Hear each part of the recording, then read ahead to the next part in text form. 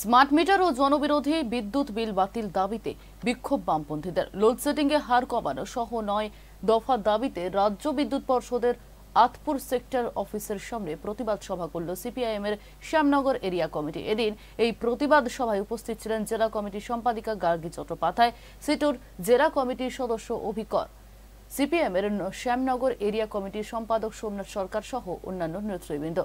সভায় বক্তব্য রাখতে গিয়ে জেলা কমিটির সম্পাদিকা গার্গী চট্টোপাধ্যায় বলেন, রাজ্যে স্মার্ট প্রিপেড মিটার চালু করা যাবে না। স্মার্ট মিটার চালু করা হলে সাধারণ মানুষের বিদ্যুৎ ব্যবহার করার অধিকার লঙ্ঘিত হবে। পাশাপাশি তিনি আরো বলেন, জনবিরোধী বিদ্যুৎ যে বিল 2022-এ বাতিল করতে হবে।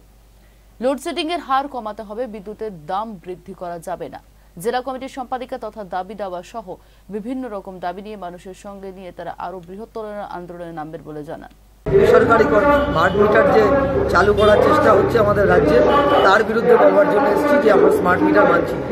এই স্মার্ট মিটার চালু হলে পরে সাধারণ মানুষের বিদ্যুৎ ব্যবহার করবার অধিকার, সেই অধিকার লঙ্ঘিত হবে, কেড়ে নেওয়া হচ্ছে সাধারণ মানুষের বিদ্যুৎ ব্যবহার করতে। আমরা এটা বলতে এসেছি যে স্মার্ট মিটার ব্যবহার করার ক্ষেত্রে সমস্ত রকম বিরোধিতা আমরা করব, সাধারণ মানুষকে সঙ্গে। এত পুলিশি নিরাপত্তা কেন দেয় এটা বুঝতে পারছি না। স্মার্ট মিটারের জন্য এত পুলিশ কেন জানি না।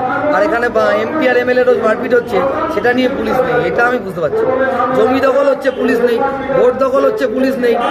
কাউন্টিং দখল হচ্ছে, পুলিশ নেই। নারী নির্যাতন হচ্ছে, পুলিশ নেই। আর স্মার্ট মিটার, যেখানে স্মার্ট মিটার চালু হলে পরে সাধারণ মধ্য